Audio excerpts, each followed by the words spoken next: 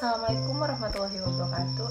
Hai teman-teman, kali ini saya Diah Ayu Putra Hayu NPM 202303032 akan menjelaskan tentang moral dan contoh sikap-sikap yang bermoral dan tidak bermoral di kalangan remaja.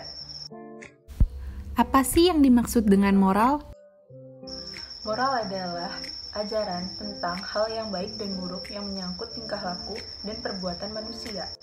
Seorang pribadi yang taat kepada aturan-aturan, kaidah-kaidah, dan norma yang berlaku dalam masyarakat dianggap sesuai dan bertindak benar secara moral. Jika sebaliknya yang terjadi, maka pribadi itu dianggap tidak bermoral. Moral dalam perwujudannya dapat berupa peraturan, prinsip-prinsip yang benar, baik, terpuji, dan mulia.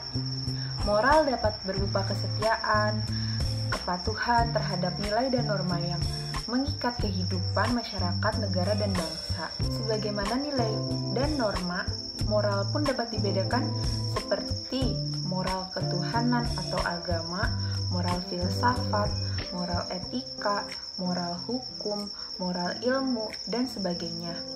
Nilai, norma, dan moral secara bersamaan mengatur kehidupan masyarakat dalam berbagai aspek. Nilai-nilai yang terdapat di dalam Pancasila adalah nilai moral. Oleh karena itu, Pancasila juga dapat diwujudkan ke dalam norma-norma moral atau etik. Norma-norma etik tersebut selanjutnya dapat digunakan sebagai pedoman atau acuan dalam bersikap dan bertingkah laku dalam kehidupan berbangsa dan bernegara. Berdasarkan uraian yang tadi saya jelaskan, dapat disimpulkan bahwa pengertian moral adalah suatu tuntutan perilaku yang baik yang dimiliki individu sebagai moralitas, yang tercermin dalam pemikiran atau konsep, sikap, dan tingkah laku. Sedangkan moral Pancasila adalah tingkah laku atau sikap yang menyangkut baik buruknya perbuatan manusia yang sesuai dengan nilai-nilai yang terkandung di dalam Pancasila. Pendidikan moral Pancasila menurut Darmadi 2009 adalah sikap saling menghargai antar manusia dan menghormati sebagai manusia yang bermoral dan beretika sesuai dengan Pancasila. Pendidikan moral Pancasila ini sangat penting dilaksanakan dan diterapkan di kalangan remaja supaya generasi muda bisa bermoral dan beretika baik sesuai dengan nilai-nilai yang terkandung di dalam Pancasila sesuai dengan ideologi Negara Kesatuan Republik Indonesia. Jadi, pendidikan moral Pancasila adalah menghargai dan menghormati sesama manusia sesuai dengan nilai-nilai yang terkandung di dalam Pancasila supaya bisa mendidik masyarakat, khususnya siswa, supaya bermoral yang baik. Lalu, seperti apa contoh sikap yang tidak bermoral? Gambar ini merupakan salah satu contoh sikap tidak bermoral. Contoh sikap tidak bermoral pada gambar tersebut adalah bullying. Menurut Sejiwa 2008, bullying adalah situasi di mana terjadinya penyalahgunaan kekuatan atau kekuasaan yang dilakukan oleh seseorang atau kelompok. Bentuk yang paling umum terjadi pada kasus bullying di sekolah adalah pelecehan verbal yang bisa datang dalam bentuk ejekan atau meledek seseorang. Kasus bullying yang awalnya hanya secara verbal dapat pula menyebabkan munculnya perlakuan yang lebih berbahaya, seperti pelecehan secara fisik. Menurut Nicola Morgan 2014, hampir separuh anak-anak di Inggris atau 46% mereka berkata mereka pernah dibully. Bullying antar siswa yang semakin marak terjadi di sekolah sangat memprihatinkan. Tingkat emosional yang masih labil memungkinkan perilaku bullying ini sering terjadi di kalangan para siswa. Di Indonesia sendiri, kasus bullying di sekolah sudah merajalela, baik di tingkat sekolah dasar, menengah, atas, maupun perguruan tinggi. Menurut KPAI, saat ini kasus bullying yang menduduki peringkat teratas pengaduan masyarakat. Pada tahun 2019, KPAI mencatat ada 24 kasus kekerasan oleh anak di sekolah yang berawal dari bullying.